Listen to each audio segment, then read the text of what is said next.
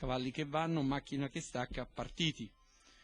Dall'esterno è molto veloce il numero 6 che prende il comando in Radice del Nord ed Enrico Bellei sul numero 2 Remo Petral, primi 200 metri percorsi, terzo il numero 1, percorsi in 14,5, quindi non molto veloci per il favorito Radice del Nord che ha preso il comando. Sul numero 2 Remo Petral segue in corda il numero 1 Raquel Go e poi rimane, come vediamo all'esterno, il numero 14 Rustico Jet. Primi 400 metri passati molto blandi per la categoria in 31, conduce sempre il favorito Radice del Nord con Enrico Bellei in sediolo, all'esterno vediamo il numero 14 Rustico Jet e poi in corda ancora il numero 2 Remo Petral. 600 metri passati in 47, conduce sempre il favorito che è Saldo Battistrada con all'esterno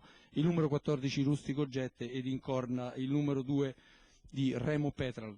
800 metri passati in 1 e 2, veramente un'andatura di trasferimento per quanto riguarda il Battistrada che conduce liberamente con l'esterno Rustico Jet che perde qualche battuta, all'interno Remo Petral che cerca spazio. Ora viene via al centro della pista il cavallo appunto guidato da Colasanti, viene via al centro della pista ma è saldo leader ancora e sbaglia il favorito Radice del Nord e passa al comando, vediamo ora al comando passa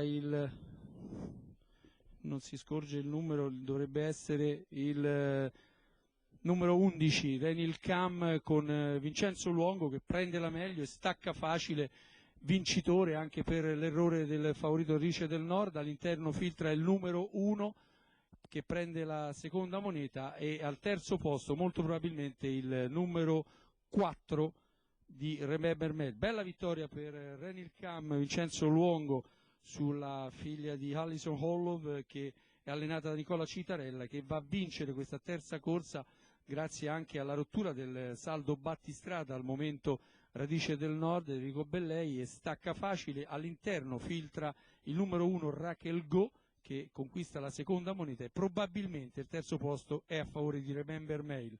2-1 per quanto riguarda il tempo al chilometro conclusivo, quindi la media è di 1:15,6.